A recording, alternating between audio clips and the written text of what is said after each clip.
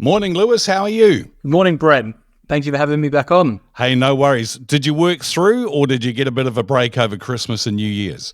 Well, the markets are open, so are we. And by de facto, that means I'm working. But had a nice Christmas down at Grand Old House, and which was very nice, and just down to the public beach with friends and my partner for fireworks, which was very, very, very nice. Last year, we talked a lot about what was anticipated to happen in 2023. So how did we end up at the end of the year? Yeah, well, the beginning of last year, there weren't too many optimistic people. So we had big rate hikes and, people were talking about recession, et cetera, et cetera. But the MSCI World Stock Index actually finished up 21.77%, so north of 20% gain in the market, which obviously was tremendous growth. But that doesn't mean it wasn't without bumps in the road, Brent. No, because there was lots of chat going on, wasn't there, about inflation and rate cuts and all sorts of things, right? Going into 2023, the consensus projections for the year saw a year of exceedingly weak growth, amid various tangible, risks of a downturn. The Federal Reserve members projected a recessionary increase in the unemployment rate and very low growth for 2023. And professional forecasters were not too much more optimistic either. So there really was fears of an economic downturn amongst forecasters, but we managed to find a way forward through that. And there were some big gains in the US market, weren't there? Who are the Magnificent Seven? Oh, well, so Apple, Microsoft, Google, Amazon, Meta, Nvidia, Tesla. Some people put Broadcom in there, so it became a 7, 8, 6 or whatnot, different acronyms flying all over the place, which I couldn't keep up with. But, you're absolutely right. In the end, we had some really solid growth. I mean, by the end of 2023, growth rather than the big, disaster we thought that was projected. We saw meaningful growth with the GDP rising 2.3% through Q3. And the US also added around 2.8 million jobs. Inflation came down, as you outlined there, with the core PCE coming in, below the Federal Reserve's late 2022 projection. So I suppose, in short, last year turned, what was once a bleak outlook into a story of remarkable recovery. And those trends continued onto Q4, which finally saw a boost in the equity markets, which led to a very strong end of year. I think after all the interest rate hikes of 2023, there were some, green shoots. There were some tailwinds, such as artificial intelligence, which really helps boost the markets. And, lots of those Magnificent Seven, have, those AI plays within them, most so of Nvidia and Microsoft, which really did benefit from a rapid adoption, which was supported by actual revenue rather than the promise for revenue, which I think is important to note. So artificial intelligence was certainly a big plus, but it was a tough year, but a positive one. And all eyes are looking towards 2024, what's going to get investors back into the market. Well, I do want to talk about what we should be looking at for 2024 shortly. It is Wealth Wednesday on Gold. I'm speaking with Lewis from LOM, and you can call them anytime on 233-0100, or why not pop in and have a chat in Commander Bay. Cayman's greatest hits on Gold. This is Brent Harbor on Wealth Wednesday. I'm talking to Lewis and Joel from LOM Financial. So, Lewis, what is going to get people back into the market in 2024? That's a good question. Lots of people talking about a potential, so-called catch-up trade, which might attract investors back into the market. We see indexes such as the Russell 2000 lagged the S&P 500 last year. Furthermore, the regional banking crisis led to financials lagging as well. There are sectors, and special indexes which lagged the wider market. Most of the stock market returns were made up of, those Magnificent 7, 8 stocks last year. So if you look at the equal weight index, it was an up year, but it wasn't a big year at all. So we see a broadening out of the rally before might well attract investors back into the forgotten sectors, or the sectors that traditionally lagged. I think things to note, if I can just continue this thought, Brent, with the Fed expected to cut interest rates this year, investors in money markets will see their yield potentially drop when rates come down. If the Fed achieves their soft landing, investors may be tempted to move out of the money markets that are paying a smaller yield as rates come down, looking for more potential returns in the stock market. So as yield down, money markets, the yield pays out, either the yield drops, and that might mean that they're less attractive for investors, and that might mean you see some outflows of money markets and treasuries and bonds into the stock market. So what else can benefit from rate cuts, Lewis? Well, there are a few other things. It's not just stocks you can own, but also fixed income bonds. Fixed income securities can benefit from a price bump. The price of bonds have an inverse relationship to yields. So if rates get cut, the yield will drop and the price of the bond will rise.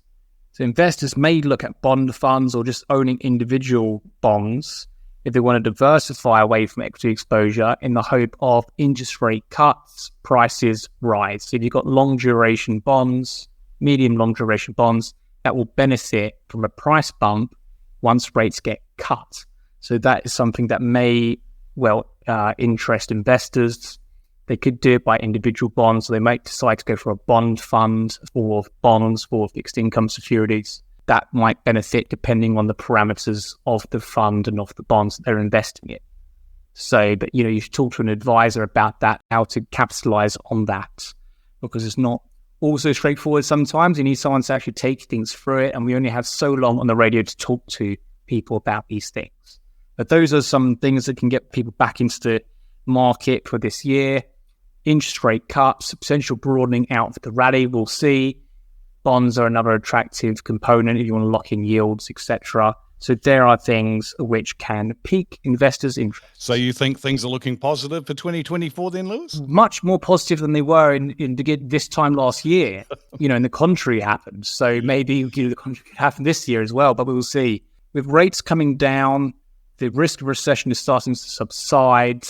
Those are really positive things for the stock market, really positive things for the consumer. So I'm personally much more positive than I was at the start of last year.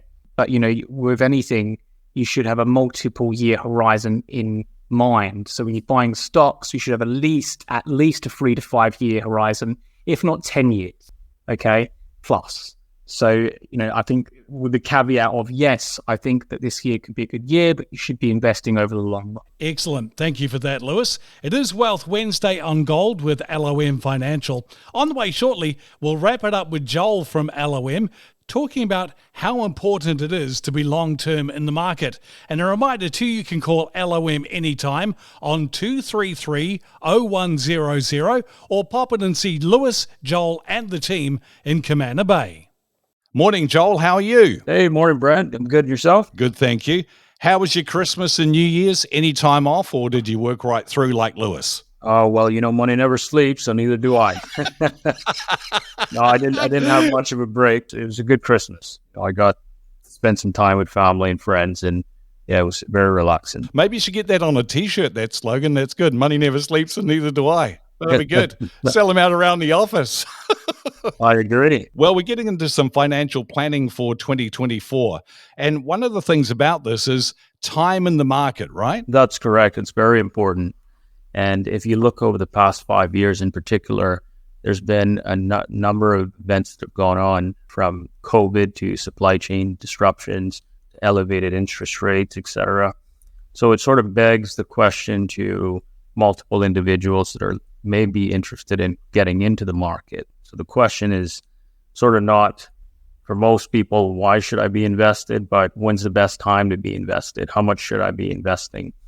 And I think the best strategy behind that would be something called dollar cost averaging, where you slowly drip into the market, not trying to anticipate the best time. Because, there is a saying, it's been around for a long time, it's proven over decades to work, and it's better to have time in the market versus trying to time the market. So yeah, and with economic projections going out throughout 2024 to 25, we could surely suspect to see numerous rate cuts from the Fed. So historically speaking, that has a positive correlation for the equity markets. So to sort of end on that note, for anyone that's interested, I think the best thing is to get your capital working for you ASAP, obviously within the appropriate risk parameters and according to your financial scenario. And remember, not having your funds invested doesn't equate to no risk, right? That's a risk on its own against inflation. Part of this too is that we've talked about this a lot with LOM and Wealth Wednesday, is having a good overview of your financial situation, right? That's correct, yeah. And generally speaking, I mean, it's very prudent for people to work out your income versus expenses, right? I mean, a lot of people should be doing that by now, but those who aren't, it's wise to do so, budget where possible, and try to aim for at least 3 to 6 of your monthly expenses within preferably a money market fund, where you could be achieving anywhere from 4 to 5%, currently speaking. I can't, project that that's what you're going to keep gaining over the years, especially when you have rate cuts. But by that time, you may have built up enough capital to then diversify into equity strategies and so forth. With all of that, I mean, it's a sort of generalized information here, but if you want specific information, the best thing to do is to reach out and have a free consultation with us. Looking at your monthly expenses, it's a good habit to have, because you want to sort of adopt the habit of checking your accounts and so forth, whether it's several times a month or on a daily basis. You can catch certain transactions that may not be to your knowledge, for example, which then you can take steps to dispute and so forth. So I think it's all a matter of being in control. That's the whole point we're trying to relay to folks. Get in control of your money. You have options out there. Reach out to us. We can explain those options for you, break them down in detail in digestible terms. And I think that's really important, especially looking at your expenses, Nat, because we just did this at the end of the year in my household, and I realized for about 6 months I've been paying a double fee for one of the streaming services. There you go. And you go, when you see those things, it's a monthly payment and all those things, but man, did it add up to an amount over the month. So you just got to keep track of it, don't you? Yeah, that's right. The little things add up and then they become big things. So you got to be in control of those. Be careful with fast food. You'll be surprised how quickly that adds up when you're buying out. It's be $600-700 a month.